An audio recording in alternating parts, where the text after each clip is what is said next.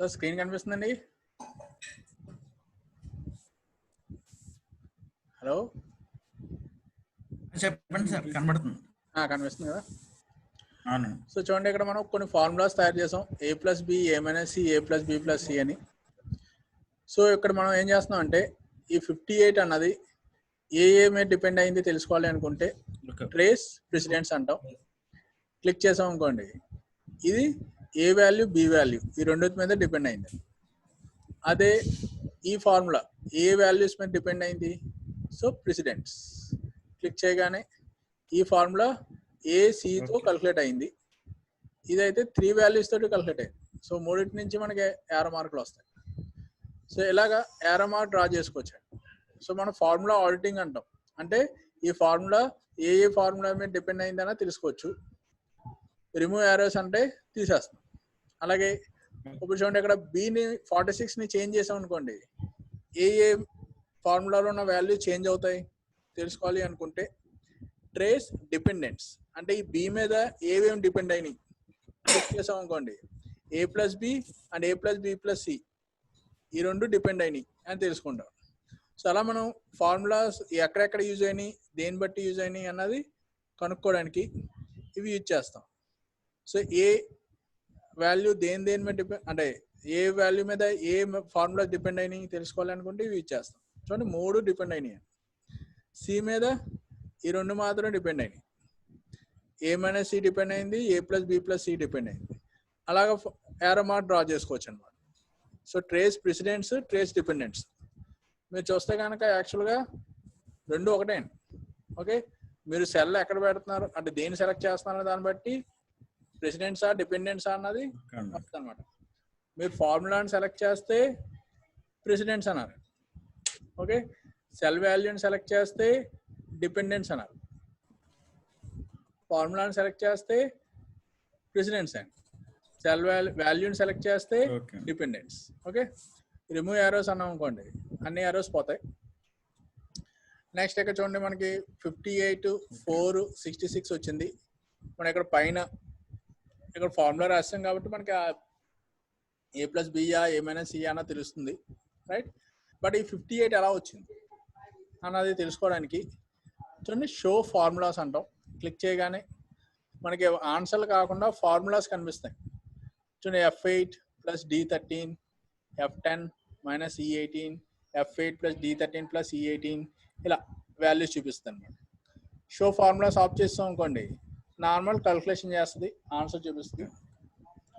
So calculation కాకుండా మనకి యాక్చువల్గా ఫార్ములా ఏంటి చూడండి, fe f4/12 ఇలా. సో మన ఆన్సర్లు చూపించదు అనమాట, ఓన్లీ క్యాలిక్యులేషన్ చూపిస్తుంది. షో ఫార్ములాస్ అంటే షో ఫార్ములాస్ ఆఫ్ చేస్తాం అనుకోండి, మనకి క్యాలిక్యులేషన్తో పాటు ఆన్సర్ చూపిస్తుంది. సో క్యాలిక్యులేషన్ కావాలి అంటే ఫార్ములా బార్లో చూసుకోవచ్చు, ఆన్సర్ కావాలంటే సెల్లో చూసుకోవచ్చు. బట్ షో ఫార్ములాస్ అంటే మనకి సెల్లోనే క్యాలిక్యులేషన్ చూపిస్తుంది అన్నమాట, రైట్?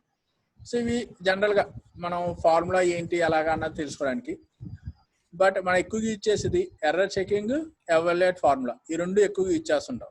ఎందుకంటే మనం ఎక్సెల్లో వేరియస్ క్యాలిక్యులేషన్ చేస్తుంటాం, ఆ చేసేటప్పుడు ఒక్కోసారి ఎర్రర్ వస్తుందండి. ఎందుకు ఆ ఎర్రర్ వచ్చింది అన్నది మనకి అర్థం అవ్వదు. సో అలాంటప్పుడు ఇవి యూజ్ చేస్తాం. ఫర్ ఎగ్జాంపుల్ చూడండి, ఇక్కడ సి వాల్యూ 8 ఉంది. ఇప్పుడు అదే నేను ఏబిసి అనేదో ఇచ్చాను, లేదా పిక్యూఆర్ అనేదో ఇచ్చాను, టెక్స్ట్ ఏదో రాస్తాను, ఎంటర్ కొట్టగానే చూడండి ఇక్కడ వాల్యూ ఈ రెండు ఎర్రర్స్ వచ్చినాయి అని చెప్తున్నాను. ఎందుకు వచ్చినాయి అంటే మనం ఎర్రర్ చెకింగ్ చేయొచ్చు. చూడండి, ఎర్రర్ చెకింగ్ క్లిక్ చేయగానే మనకి ఎర్రర్ ఎందుకు వచ్చింది అన్నది హింట్ ఇస్తుందండి. చూడండి, f8 - e18 ఫార్ములా ఇది. ఎర్రర్ ఎందుకు వచ్చింది అంటే a value use in the formula is of wrong data type. So type of data తప్పుగా ఉంది, యాక్చువల్గా అక్కడ నెంబర్ ఉండాలి కానీ మీరు అక్కడ టెక్స్ట్ ఇచ్చారు కాబట్టి రాంగ్గా ఉంది అని చెప్తుంది. సో ఇలా మనకి ఎర్రర్ చూపిస్తుంది అనమాట, ఎందుకు ఎర్రర్ వచ్చింది అని. ఇలాంటి ఎర్రర్స్ ఇంకేమైనా ఉన్నాయా అనుకుంటే నెక్స్ట్ అంటాం. సో నెక్స్ట్ సెల్ ఎక్కడ ఉందో అక్కడికి వెళ్ళిపోద్ది. ఇలా ప్రీవియస్, నెక్స్ట్. సో ఎక్సెల్ షీట్లో ఎక్కడెక్కడైతే ఎర్రర్స్ వచ్చినాయో అవన్నీ 1 by 1 సెలెక్ట్ చేసుకోవచ్చు. ఓకే, సో నెక్స్ట్ ఈ ఎర్రర్ ఎందుకు వచ్చింది స్టెప్ బై స్టెప్ క్యాలిక్యులేషన్తో తెలుసుకోవాలి అనుకుంటే ఎవాల్యుయేట్ ఫార్ములా అంటాం. సెలెక్ట్ చేసాం అనుకోండి, F10 మైనస్ E18 ఇది ఫార్ములా అండి. ఇవాల్యుయేట్ క్లిక్ చేయగానే F10 ఎంత 12 అండి, మళ్ళీ ఇవాల్యుయేట్ అన్నాం, E18 ఎంత PQR. సో 12 మైనస్ PQR అంటే మనకు ఆన్సర్ రాదు. సో అందుకే వాల్యూ చూపిస్తుంది. అలా స్టెప్ బై స్టెప్ చూసుకోవచ్చండి ఎందుకు వచ్చింది ఎలా వచ్చింది అని, రైట్. సో ఇలా మనం ఏదైనా ఒక ఫార్ములా కల్కులేషన్ ఎలా ఉంది చూడాలి అనుకుంటే స్టెప్ బై స్టెప్ కల్కులేషన్ ఇవాల్యుయేట్ ఫార్ములాలో చూడొచ్చు. చూడండి ఇక్కడ ఇవాల్యుయేట్ ఫార్ములా అని ఉంది. So future value F4/12 H4G4, right. Evaluate అనగానే F4 ఎంత 0.14 అండి, అంటే 14% బై 12 అన్నాం అంటే ఆన్సర్ మనకి 0.01666 వచ్చింది. H4 value 12, G4 value 100. So మొత్తం కలిపితే మనకు ఆన్సర్ 1280.07 వచ్చింది. సో రీస్టార్ట్ అంటే మనకి ఫస్ట్ నుంచి క్యాలిక్యులేట్ అవుద్ది. సో ఇలాగా మనం ఒక ఫార్ములాలో వాల్యూస్ 1 by 1 రిప్లేస్ చేసి క్యాలిక్యులేషన్ చేసి స్టెప్ బై స్టెప్ క్యాలిక్యులేషన్. మామూలుగా అయితే ఎక్సెల్ ఏంటి మొత్తం క్యాలిక్యులేట్ అయిపోయి ఒకేసారి ఆన్సర్ చూపిస్తుంది. బట్ అలా కాకుండా మనకి స్టెప్ బై స్టెప్ క్యాలిక్యులేట్ అయ్యి మనకు ఆన్సర్ కావాలి అనుకుంటే ఇవాల్యుయేట్ ఫార్ములా. ఎర్రర్స్ ఎక్కడెక్కడ ఉన్నాయి ఫైండ్ అవుట్ చేయాలనుకుంటే ఎర్రర్ చెకింగ్ అంటారు. ఓకే.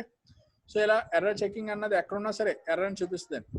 మీరు స్క్రీన్ మీద చూడట్లేదు ఎక్కడ ఉంది. సో ఎర్రర్ చెకింగ్ అనగానే వెంటనే ఫస్ట్ ఎర్రర్ ఎక్కడ ఉందో కర్సర్ అక్కడికి వెళ్ళిపోతుంది. సో షీట్లో ఎక్కడ ఎర్రర్ ఉన్నా సరే మనం ఫైండ్ అవుట్ చేయొచ్చు అనమాట. ఇక్కడ డాటా తక్కువ ఉంది కాబట్టి మనకు వెంటనే కనిపించేస్తున్నాయి. బట్ ఎక్సెల్ షీట్లో డాటా చాలా ఎక్కువ ఉందనుకోండి, ఎక్కడెక్కడో ఒక డాటా ఉంది. సో ఎర్రర్స్ కూడా ఎక్కడెక్కడో ఉంటాయి. సో అవన్నీ వరుసగా చెక్ చేయడానికి ఎర్రర్ చెకింగ్ అనేది ఇచ్చేస్తాం. అసలు ఎర్రర్ ఎందుకు వచ్చింది అన్నది ఫైండ్ అవుట్ చేయడానికి ఇవాల్యుయేట్ ఫార్ములా అనేది ఇచ్చేస్తాం. సో ఫార్ములా ఆడిటింగ్లో ఈ ఆప్షన్స్ అన్నీ ఉంటాయి. ఓకే. సో 1 by 1 చేయండి. ఇంకా లాస్ట్ వన్ ఇవాళ ఏంటంటే వాచ్ విండో. వాచ్ విండో అంటే చూడండి మనం ఏదైనా ఒక క్యాలిక్యులేషన్ చేస్తున్నాం, వాల్యూస్ ఇచ్చేస్తున్నాం, బట్ ఆ వాల్యూ ఎంత ఉంది అన్నది ఆ సెల్ దగ్గరికి వెళ్తాను కానీ మనకు తెలియదు. సో స్క్రాల్ చేసుకుంటూ ఎక్కడికి వెళ్ళిపోయాం అనుకోండి మనకి ఆన్సర్ పైకి వెళ్ళిపోద్ది. సో మనకు ఆన్సర్ కనిపించదు. సో అందుకే మనకు ఆన్సర్ కనిపించాలి అంటే సపరేట్ విండోలో వాచ్ విండోలో కనిపిస్తుంది అన్నమాట. సో క్లిక్ చేయగానే సో దేన్ని వాచ్ చేయాలనుకుంటున్నారు, A+B వాల్యూని వాచ్ చేయాలనుకుంటున్నాం, యాడ్ వాచ్. చూడండి కన్ఫర్మేషన్ అడుగుతుంది, యాడ్ అనండి. షీట్ 1లో అంటే షీట్ 3లో సెల్ I12 వాల్యూని ట్రాక్ చేయాలనుకుంటున్నాం 58. చూడండి మీరు స్క్రాల్ చేసుకుంటే వెళ్ళండి, ఆ సపరేట్గా విండోలో అలా చూపిస్తూనే ఉంటుంది. ఓకే. I12 వాల్యూ 58 ఉంది అని. సో ఎక్కడైనా మనం చేంజ్ చేసాం అనుకోండి, సో మనకి ఇక్కడ స్క్రీన్ మీద కనిపించట్లేదు బట్ స్టిల్ మనం చూడవచ్చు. ఇప్పుడు చూడండి I12లో ఉన్న వాల్యూ ఏంటి A+B. సో ఏ వాల్యూ నేను చేంజ్ చేస్తున్నాను 99. ఎంటర్ కొట్టగానే చూడండి 145 అయిపోయింది. చూడండి ఇక్కడ మనకి 145 వాల్యూ వస్తుంది. అంటే షీట్లో మనకి ఇక్కడ లేకపోయినా సరే అంటే ఇక్కడ పక్కన ఉంది కాబట్టి మనకు తెలియట్లేదు. సో పని చేద్దాం, దూరంగా పెడదాం. ఇక్కడ ఏంటంటే equal to A value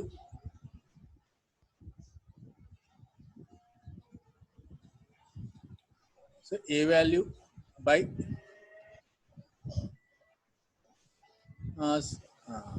B value, enter కొట్టాం. సో ఆన్సర్ 2.15 వచ్చింది. దీన్ని మనం ట్రాక్ చేయాలనుకుంటున్నాం, యాడ్ వాచ్, యాడ్ అనగా చూడండి ఇక్కడ 2.1521 అలా చూపిస్తుంది. ఇప్పుడు నేను ఇక్కడ ఏ వాల్యూ చేంజ్ చేస్తున్నాను 123 అన్నాను అనగానే నాకు ఇక్కడ చేంజ్ అవుద్ది ఇక్కడ చేంజ్ అవుద్ది. బట్ ఆ రెండు మనం ఇక్కడే ఒకేసారి చూసుకోవచ్చు అనమాట. ఎంటర్ కొట్టగానే చూడండి ఇక్కడ వాల్యూ 169 అయిపోయింది, ఇక్కడ 2.67 అయిపోయింది. సో ఇలా రెండు చేంజ్ అవుతుంది. సో మీరు ఇంపార్టెంట్ వాల్యూస్ అన్నిటిని కూడా సపరేట్గా ఒక విండోలో చూసుకోవచ్చు అనమాట. ఎక్కడెక్కడ ఉన్నా సరే మనకు ఒక లిస్ట్లా చూపిస్తుంది. సో ఈజీగా ఐడెంటిఫై చేయొచ్చు. మనం పర్టికులర్ సెల్ దగ్గరికి వెళ్ళాలంటే డబ్ల్యూ చేయండి అక్కడికి వెళ్ళిపోతాం, డబ్ల్యూ చేయండి అక్కడికి వెళ్ళిపోతాం. సో అలా మనం ఒక లింక్లా కూడా యూజ్ చేసుకోవచ్చు అనమాట, నావిగేషన్లా కూడా యూజ్ చేసుకోవచ్చు. ఇంకా వాచ్ చేయము అనుకుంటే డిలీట్ వాచ్ అనేస్తాం, తీసేస్తాం. చూడండి సెల్లో డాటా ఏం పోదు, అలాగే ఉంటుంది. ఇప్పుడు ఇక్కడ లిస్ట్లోంచి డాటా పోద్దాం. సో నెక్స్ట్ టైం మళ్ళీ ట్రాక్ చేయడానికి అవదనమాట, రైట్. సో ఇది వాచ్ విండో. ఇవన్నీ కూడా ఫార్ములా ఆడిటింగ్లో ఉంటాయి. సో ఒకసారి మళ్ళీ మీరు చూడండి, మీకు నోట్ ప్యాడ్లో ఏవైతే ఫంక్షన్స్ పంపించానో అవన్నీ ఒకసారి చూడండి. నెక్స్ట్ ఇవాళ చెప్పుకున్న వీలుకప్ హెచ్లుకప్ అవి కూడా చూడండి. ఓకే, ఆ ఫంక్షన్స్ యూజ్ చేస్తే ఏమైనా ఎర్రర్స్ వస్తాయి కనుక ఈ ఫార్ములా ఆడిటింగ్ బట్టి చెక్ చేసుకోండి. సో మీరు ఓన్గా ఫైండ్ అవుట్ చేయడానికి ట్రై చేయండి ఎర్రర్ ఎందుకు వచ్చింది అనేది. అందుకే తెలియకపోతే నెక్స్ట్ క్లాస్లో అడగండి, మీకు ఎక్స్ప్లెయిన్ చేస్తాను. ఓకే, సో ఇవాళ చాలండి, నెక్స్ట్ క్లాస్ మళ్ళీ చెప్పుకుందాం. ఓకే, బాయ్ అండి. Okay, thank you.